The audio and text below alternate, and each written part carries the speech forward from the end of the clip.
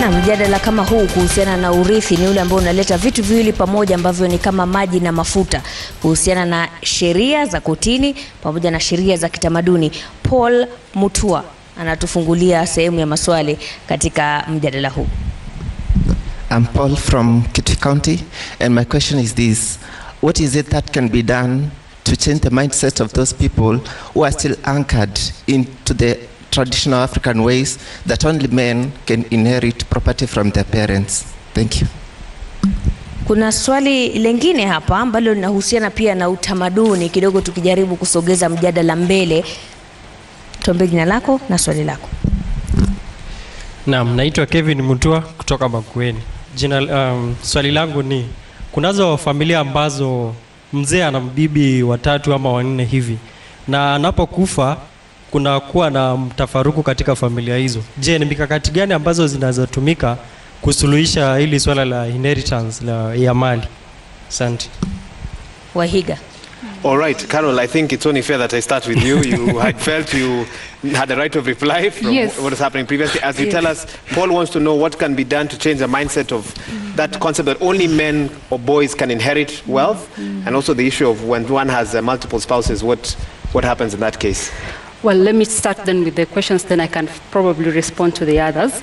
About the mindset, I believe we must continue engaging in the conversations that we are engaging in, like what we are having now, and continue in civic education like one of the panelists has suggested.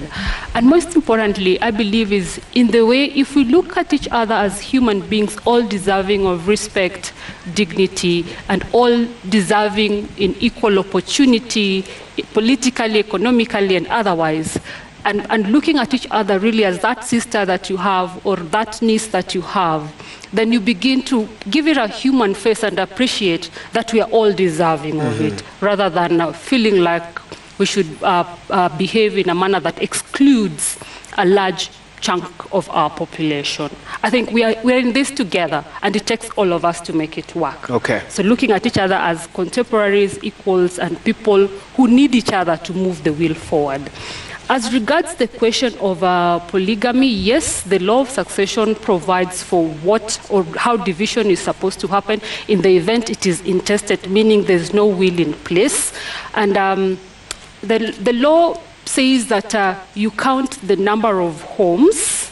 Say if there were, say, 3 wives, you count the number of homes, look at the children in each home, then the number of children plus 1, the wife in each of the homes, and those becomes the subunits of dividing that particular property. So that will happen that way if there's no will in place, but if there's a will in place, then the will takes precedence, only with the rider that even in the will, the court has a leeway of interrogating its fairness in the event one of the dependents feel like it is not fairly distributed. That's the property of the deceased. Okay, you had a brief response to briefly, please. They all want to really jump in, and I want to come to Sheikh and Daktari and PC as well. I mean, can pose the question of why do we have so many cases today and made it look like it's a lawyer's problem. Again, we go back to the question of misdiagnosing the problem and therefore never finding a solution for it. If today, Wahiga, you sue someone in court, what has that to do with the lawyer? The lawyer comes in the second phase of it, of helping each of the parties defend their rights. The problem is back to the sociology or the setup of the family, the society that we live in today. So you're throwing it back to him. Yes, and I want to believe they have failed in their duty as sociologists. They have failed. Mr. Kaguthi here has failed in his duty as an elder in the society to help us just live as people at that basic level. Because court is secondary. It's because there's a dispute that cannot be resolved, and that's why people run to look for that solution somewhere else. And then again, I think it would be unfair for us to live here having this notion that law and custom are such diverse things that do not coexist. They are polar opposites. They can never meet. It is not true. Okay. Our law has consistently recognized customs. It has its place in law as well as even in the Constitution. What our laws has tried to do is, amongst ourselves, and we know it, each one of us here can mention some of those customs that we know on the face of it has been unfair, discriminatory, and ought not to be something that you can apply in a civilized society. Can you give us an example of one that you deem as discriminatory or unfair? I mean, briefly? like the cultural practices that we have known that harm the bodies of women. You know, you can't say that we apply this because it is culture, so to speak. Yeah. So the laws that come in to say you're free to apply custom, culture, and all of it, but to the extent that we have agreed as a community, this is the boundary, as we have put it in the Constitution. Okay. I know Daktari and PC need a right of reply because you mentioned both of them, and I'll get that after the next question. But Sheikh, a brief word on any of the questions that have been asked before I hand back to Mashrima? Nafikiri hata nitazungumza kwa Kiswahili sasa. Baadhi ya maswali yamekuja kwa Kiswahili. Tatizo letu kama Wakenya sio kuwa hakuna sheria. Kama alivyosema wakili hapa, sheria ziko wazi kabisa. Tatizo ni kuwa sisi kama jamii hatujajitaabisha kutaka kujua hizo sheria zinasema nini. Lakini sheria pia hazigongani na mila zetu. Hakuna mgongano baina ya mila zetu na sheria. Katiba ya Kenya katika utangulizi wake ambao tunaita preamble imeeleza waziwazi tunatambua kuwa tuna mila zetu tofauti tofauti. Katiba pia imetambua kuna watu ambao ama jamii ambao wanafuata dini mbalimbali. Imetoa nafasi kwa kila mtu. Kwa hivyo nafikiri hapa na muunga mkono wakili hapa kuna umuhimu wa kuelimisha watu wajue haki zao.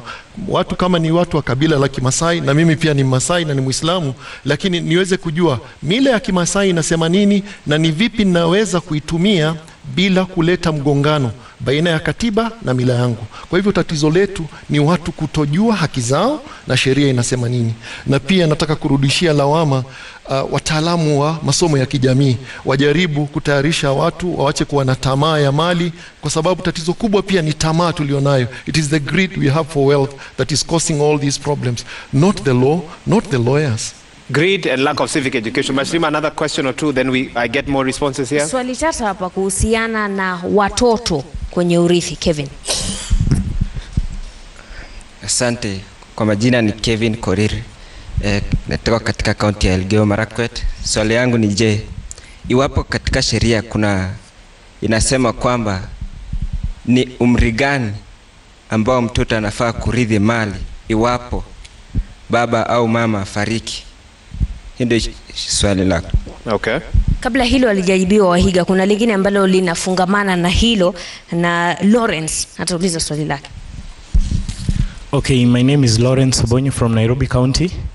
I have a question regarding wealth in this case. Let's say that the wealth in question comes from a child, and the child here is deceased, and both the parents are at loggerheads regarding who should inherit the wealth, and the child in question here does not have any next of kin in terms of a wife or his or her own child. So what does the law provide, or rather from the traditional perspective, regarding that? Thank you. Okay. Carol, I had promised PC and Daktari a response. Can you briefly just respond to those two? Then they can come in because they wanted to respond to what you'd said earlier. Okay. Yes, so please. Starting with the last one, you know, when you mention a child, I thought you were talking of underage, but I believe you're saying an adult, but then who is not married and does not have children. The law also provides for it.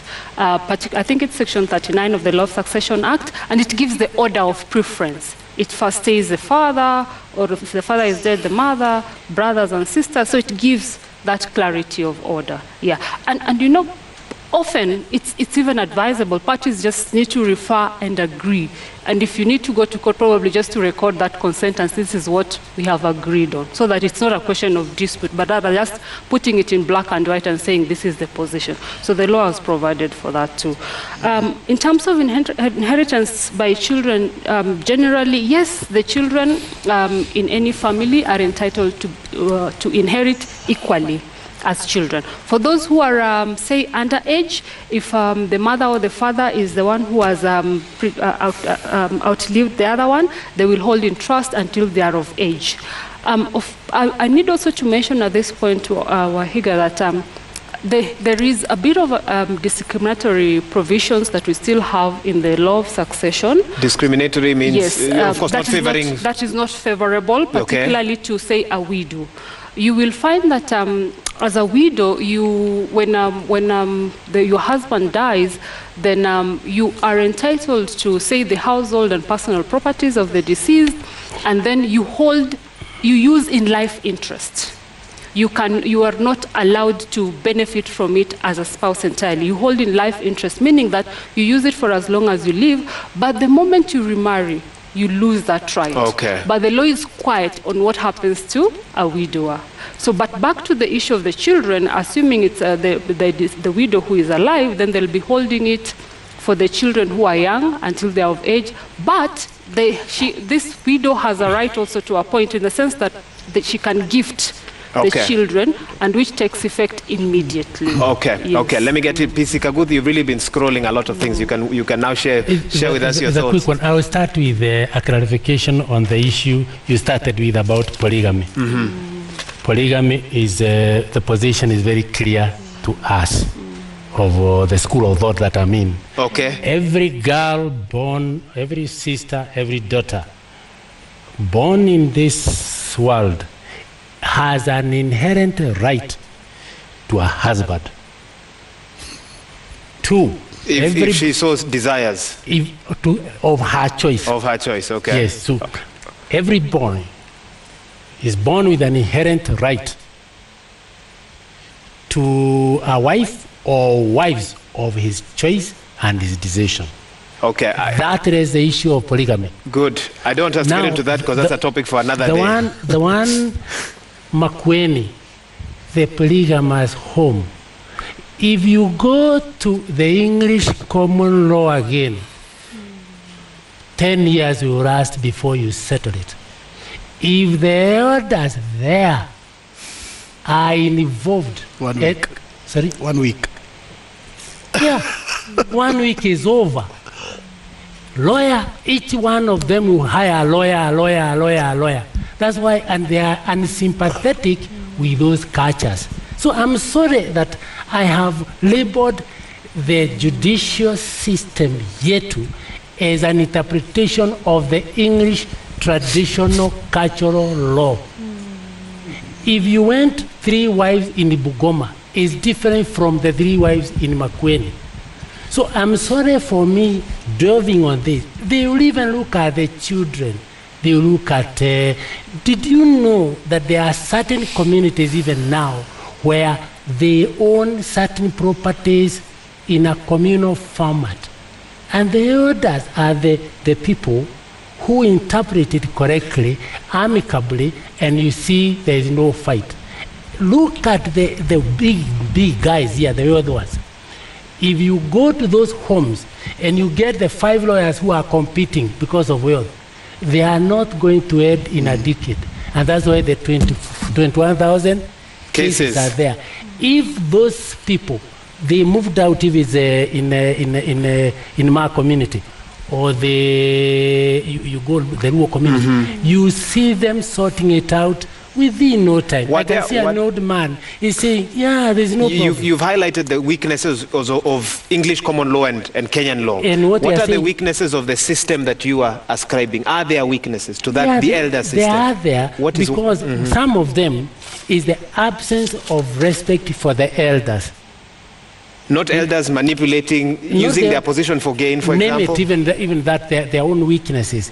Some losing that respect. Okay. And then being themselves also undermined by the English common law, the one we are calling now ours, the caps of this country. So I'm sorry for taking a position in this particular discussion. One big contradiction, for instance, Miami. They say we increase education, but ignorance for law is no defense. Total contradiction. Fair enough. Dr. Uko, I'll come to you just now. Mashirima, let's bring in another question or two. Na kuna mmoja ambaye anataka kuchangia kuhusiana na hiyo mada ambayo imekuwa moto sana kuhusiana na vile vitu ambavyo vinaonekana viko kati ya sheria za mahakamani na utamaduni. By name, I'm Misare Njaga, an advocate of the High Court of Kenya. Just to come to the defense of my senior, Caroline. It's good to take a position, Mr. Kaguthi, but I feel your position is misinformed.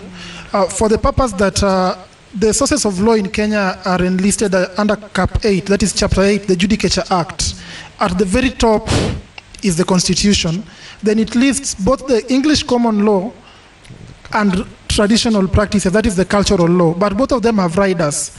The English common law cannot be applied where its application would lead to an absurdity in our context. And the traditional law or our cultural laws cannot be applied where they lead to an injustice. The term used is not an injustice, but for the sake of everybody understanding, where the application of the cultural law would lead to an injustice. And she gave an example where now an application of a law messes up with somebody's personal autonomy, then it's an injustice. Now, what the law does, for example, in inheritance, the act is very balanced from a legal perspective.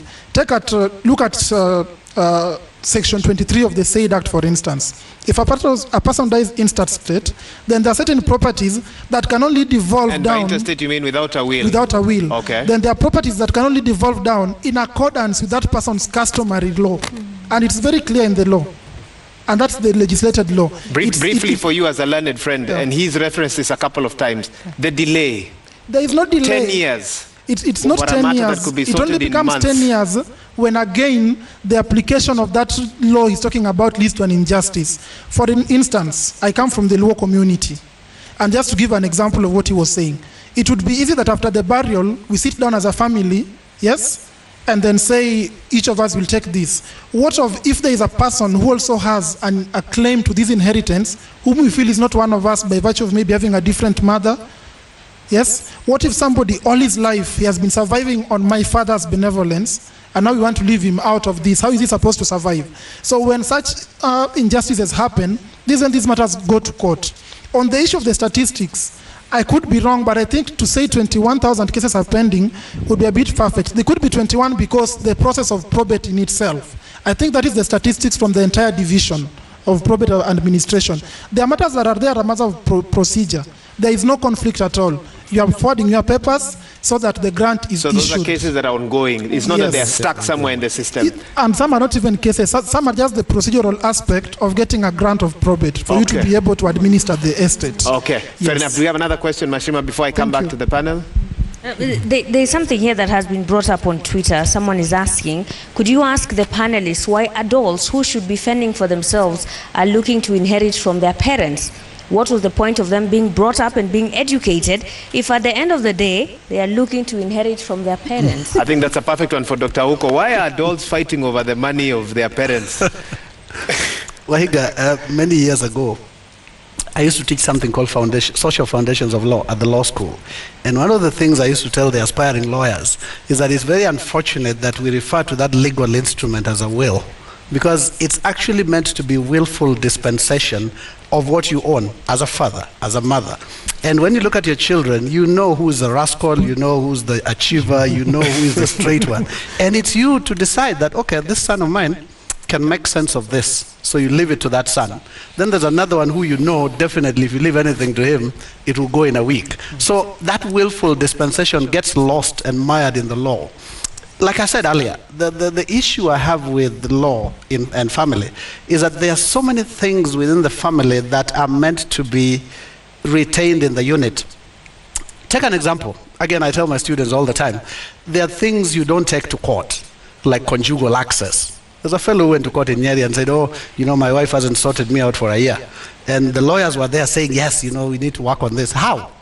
How do you do that?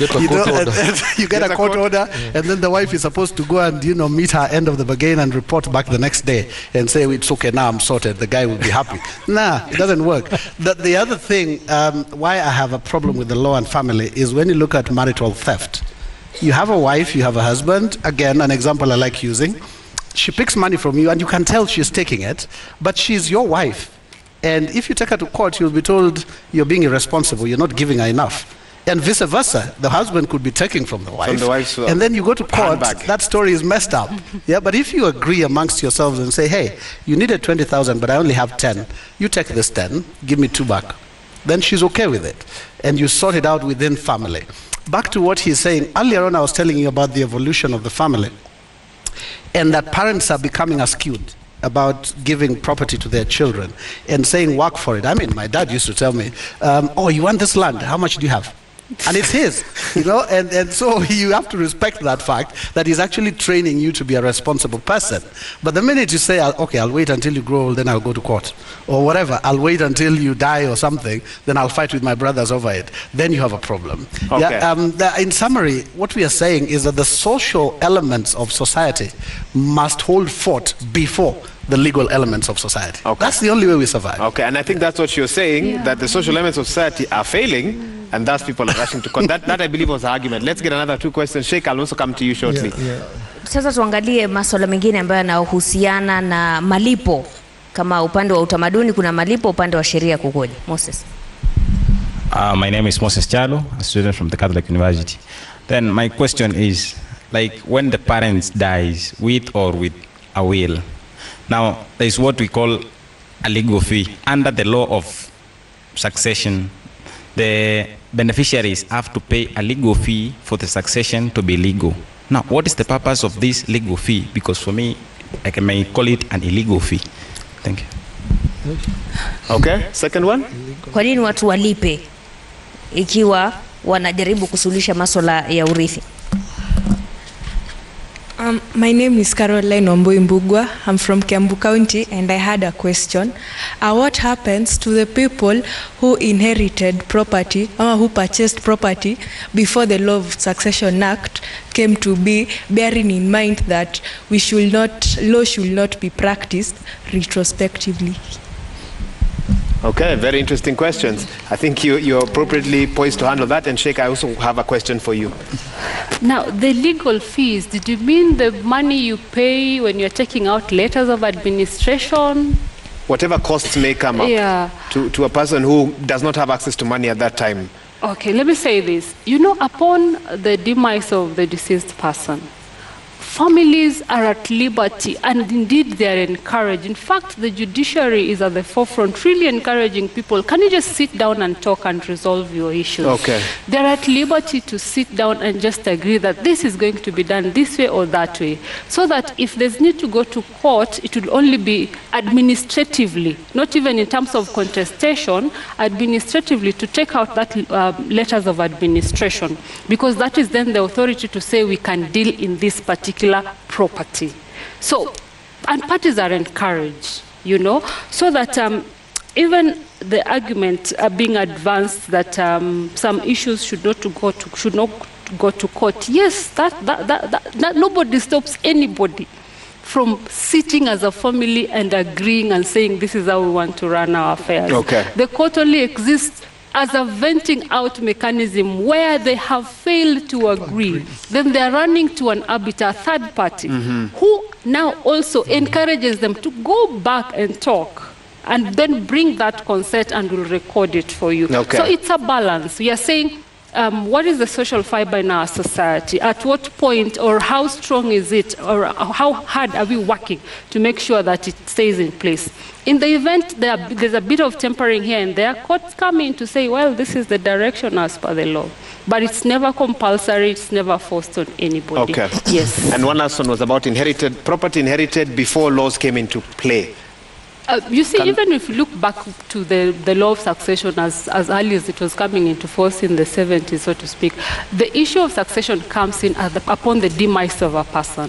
So what will apply is the law as at the demise of that person. Okay. So the question of retrospectivity doesn't quite apply. It doesn't quite apply. What is the law as at that point that the person has died? That's the law that applies. That is what will apply. Sheikh, even as you come in, we've spoken about the role of the family, the role of culture and elders, the role of religious institutions in toning down some of these disputes. What would you say about that? I think religious institutions and religious leaders have a very important role to play. Number one, I think they are in a better position to tame the greed, because actually most of these disputes arise because of greed. They need to be tamed. And for me, as a Muslim religious scholar, what I tell people is that this person who left behind this property, he earned this property, but he has left it, and you're going also to leave this property behind, just like he left. And then tell people that this property, like me, I want to speak now from an Islamic perspective, that wealth belongs to God, and you can only deal with that wealth according to the will of God. And I think Wahiga will allow me to maybe to chip in on certain questions that were raised here, just to show how elaborate the law is, the Islamic law is on this matter. Okay. He asked about a young person or a child. Islamic law is so elaborate, it takes care even of an unborn child. If let's say a man dies today, and the wife is expectant, as long as it can be proved that she conceived from that person, that unborn child has a right to inherit. Has a stake. Yeah, has a stake, and the share of that child will be kept aside. If that child is born a male, they'll be given their share. About a widow, I heard here questions being raised. What happens to whatever the widow inherits if she decides to remarry? Again, Islamic law is very clear here. Your share of inheritance or right to inherit is not affected by your status. You can decide to remain unmarried, that's your right. If you remarry, that's your wealth. Somebody might argue, but she's taking that property to the other husband. That is her right. If she chooses to do that, that is absolutely her right. Let me say this, Wahiga. Okay, briefly, I think if we were able to deal with matters of inheritance outside court, then we'll have very few disputes. We're having a lot of cases in court because people have failed to agree. I think we should educate people.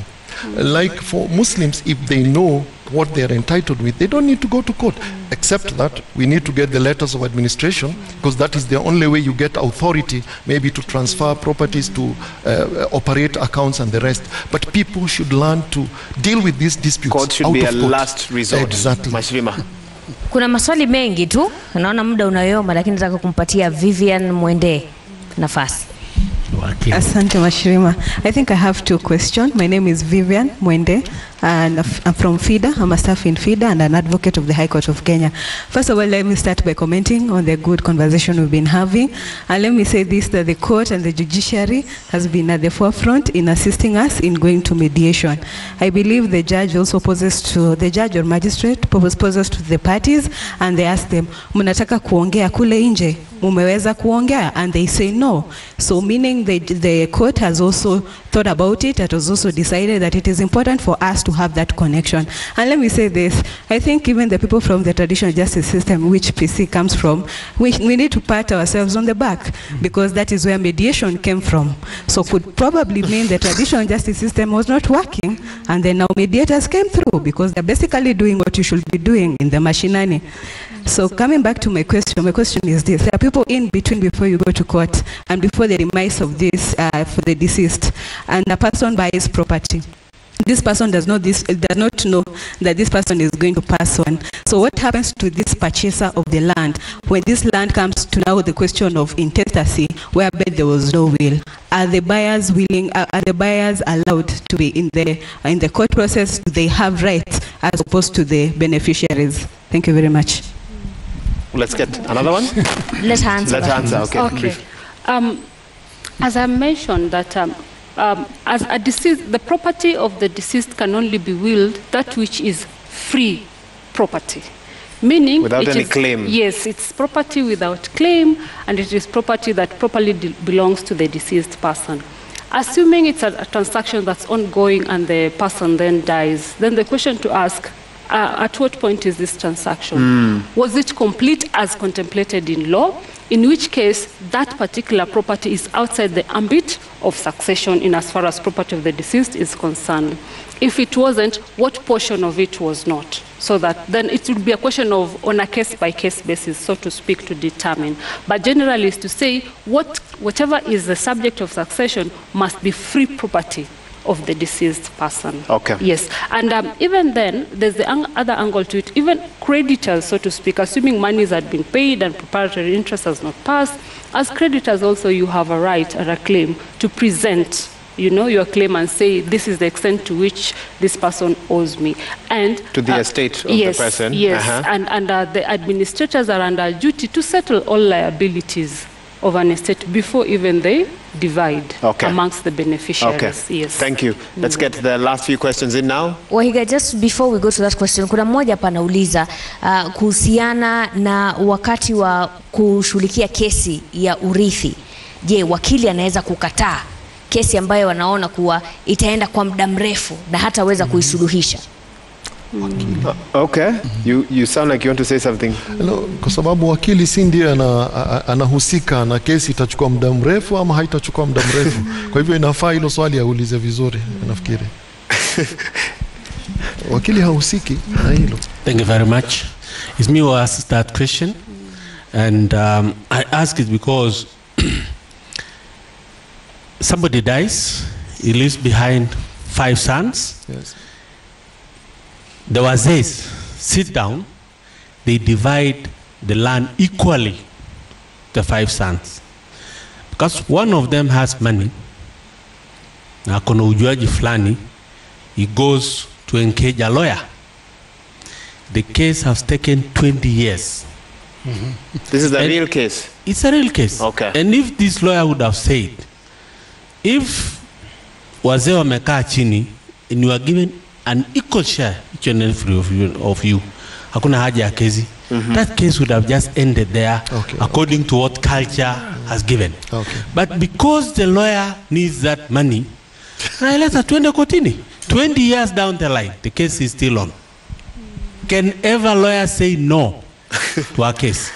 Yes or no, Caroline? No, again, we are misdiagnosing the problem. You said it here. One of the sons akona ujuaji. Ameenda ametafuta wakili. So where did the problem start? Ujuaji. Yes. Wakili comes in the second phase of it. And even then, if the matter has gone to court, there's several variances that would affect how long it stays in court. Okay, that one is a question that we might discuss offline. Do we have a final question as well? Kuna swali lingine hapa kuhusiana na sheria ya kuandika will. Marcus Gavin alikuwa na hilo swali. Labda linaweza kujibiwa. Swali ni the process. Law, is there a law on writing wills? Yes. Yes, there is a law on writing of wills. It provides on who has capacity. Any adult of sound mind has capacity to write a will, as long as then it is attested by 2 competent witnesses at the time of writing. And then they must sign or put a mark on it to signify that they intended to devolve that property by way of that will. Okay. Yeah. I'm sure our PC has wanted to jump in on 1 or 2 of the questions. Go ahead. In a lot of these traditions, you saw the old man reaching a certain age, he calls the family and he says, this is what I want be done when I'm out there. Wajuaji hawa, we need to protect that penetration. A home like the one we have, of 5 sons, and the elders did sit, we need to get back. Mzee Moi was not mad when he was saying, let's have elders settling disputes. And the late Chief Justice chaired a committee and released a report which which administered the country for quite some time before Adeline rights started coming in, when they are now raised under the English traditions, other than the finality of the elders and the clan elder. You see, beyond where we are now, we are likely to see people starting to fight. I have a case of a very top guy who died, 205, this is 14 years now. That family is still in court because we are not respecting the traditions at all. Is it not the behavior of the parties? Fine. Because something only as good as the behavior of the parties involved in. What should the court do? The court should frown, set systems. Members of parliament put some finality and respect to the customs there. I give you an example. Anajuran, anaua degodia. Usipolipa zile ngamia, hii sheria yenu ambao mnasema is no justice. They will not recognize it. That's what we are saying. Recognize that in law, not when we force it, but when it is now ingrained in our current law. You get it? Okay. Can I just say something on the issue of the Obuze? Briefly, because I know you have to. Yeah. Okay. Yeah. He rightly mentioned that In the olden days, Mzee would call the children and say, this is yours, this is that. Like a verbal will. Yes. Again, the law does not prohibit that happening now. Only that the law has given guidance to say, yes, you can make an oral will, but it will only take effect if the testator dies within 3 months of making that oral will. So nothing has been lost, and it's for obvious reasons, because of course memory can only last us so much for so long. There has to be a timeline to it, so to speak, because we know we can only remember for so much. Again, there will be the question of the beneficiaries. If they are disputing, dad gave who what? Because nothing was written. Yes, nothing was written.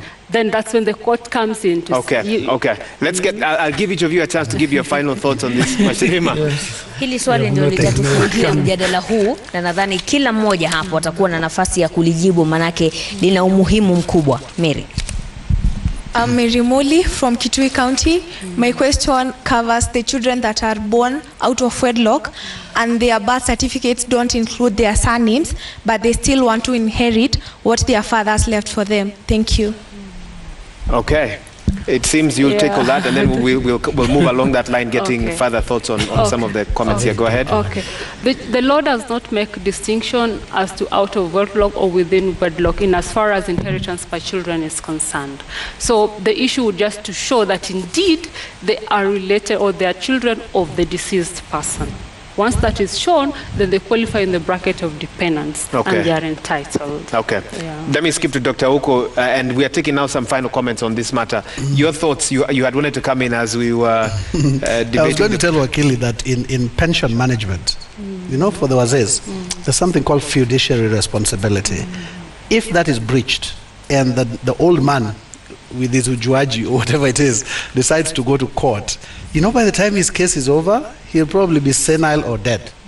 Yeah, and when you replicate that onto familial existence, that's precisely what we are trying to say with Bwana Kaguthi, that a lot of times, by the time the lawyer is taking this case, the family has a problem. They have not agreed on something.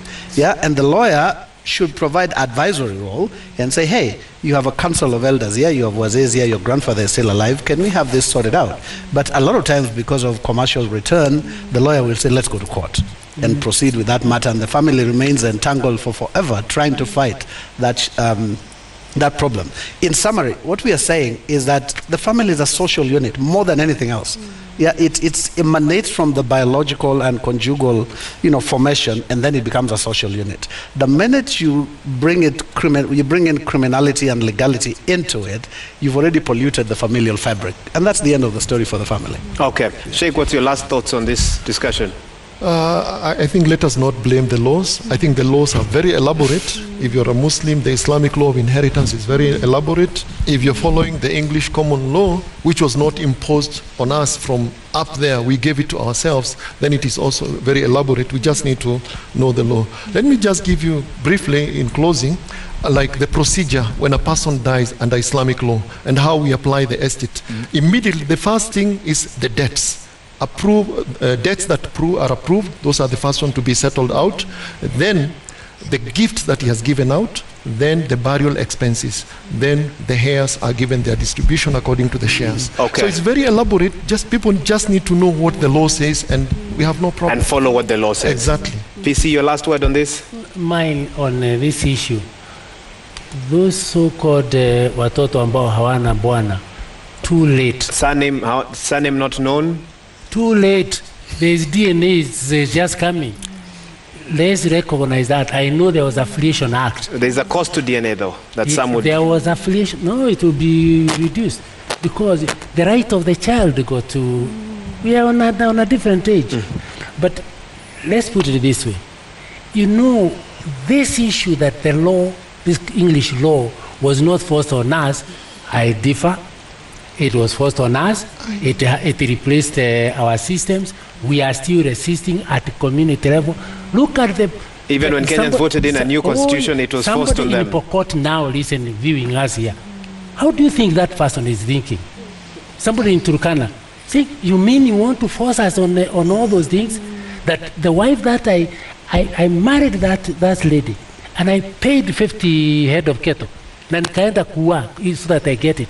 And then now that she comes back to do this, and those so-called rights in quotes within the common law, they are going to be resisted for quite some time. Let's not overrush over them, but let our MPs please look at a way of accommodating that which is so real on the ground, our own traditions and customs. Okay. Not clergy and elders.